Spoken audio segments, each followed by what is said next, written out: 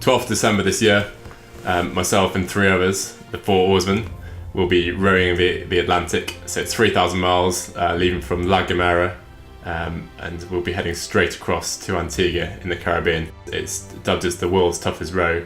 I strongly believe it's one of the biggest challenges that there are out there in the world right now. In all honesty, we don't know what to expect. We have done 2-3 day rows, but not 40 days in a row.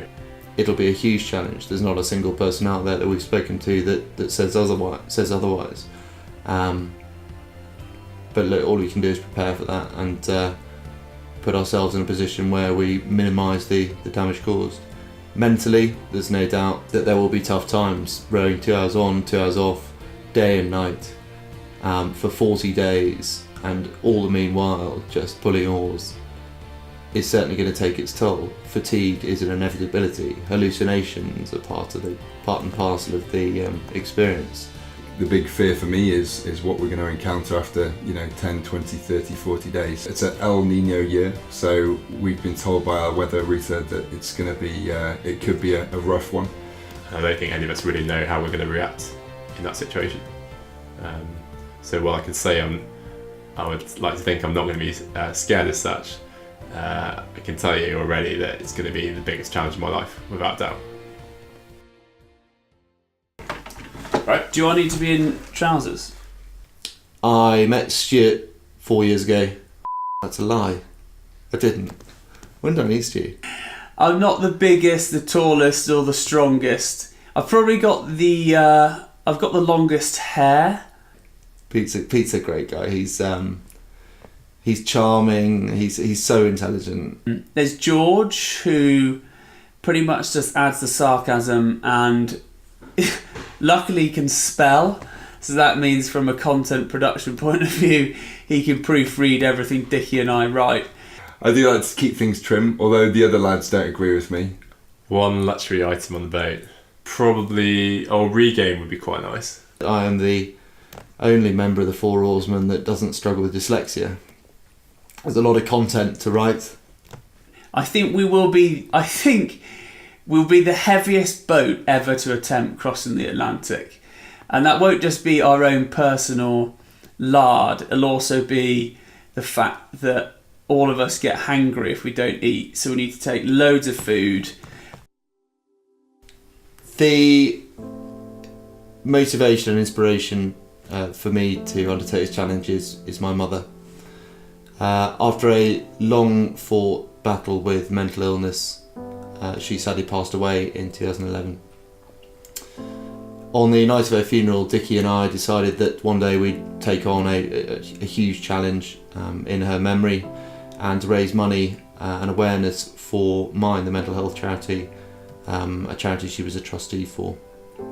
For me, spinal research is something that I'm really, it's something that's very close to my heart. I played rugby with a guy called Ben Kendi over in Hong Kong. I was lucky enough to live over there for 3 years, and Ben had a spinal injury playing rugby, representing the Hong Kong youth team, and he, as a result, he was a quadriplegic. It was a full sever of the spine. When I was visiting him in hospital in Sydney, I felt quite helpless, and actually through spinal research, it can make a real difference. What we really want to do is help find the cure for paralysis, and this is what spinal research and all the money that goes towards them is helping to do.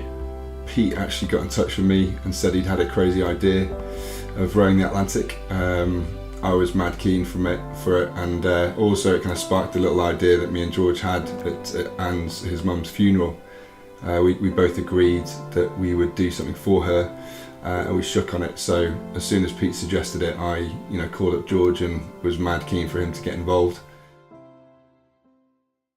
Yeah, one thing I've got to say is the support has been absolutely incredible. Both friends, family, sponsors, even just the general public, people we've never met before, have been incredibly generous, and it really has been amazing. I'd like to thank everyone in this room who've supported us to date, and also just for being here as well. It's incredible. Just I suppose you can know that this all the money that we're raising is going to fantastic causes, and we'll make sure that we do ourselves justice in the race. And just like to thank everyone here. It's probably the biggest thing that keeps you going, other than your teammates, is just the kindness and generosity of everyone around you. It has a huge impact on you. With regards to friends and family, they've just been amazing. The sport's been tremendous, and right from the start, I guess I said before, we didn't really realise what we were taking on, and didn't realise the magnitude of everything involved, the admin, the setup, etc. So, we've been blown away by local support, friends, family, and we really, it's clear that we wouldn't have made it to the start line with a lot of help. I would like to say a huge thank you to everyone who's helped make the event possible, and also a huge thank you to everyone who's here. And don't be afraid to bid for a few auction prizes, because they're for two great causes. It's impossible to say at this stage whether we're going to be favourites to start or the worst lot in the pack, but we're going to go out there and do our best and do everyone that supported us proud. We have dedicated every ounce of effort and every waking second to preparing ourselves for this challenge, and that's with the aim of not letting ourselves down, not letting our friends and family down, and not letting those other people who have supported us to get to the start line down. For us, it's important to do our best, whether that means coming in first or coming in last. That's not important, so long as we can get to the finish line and know that we couldn't have tried harder, couldn't have done better.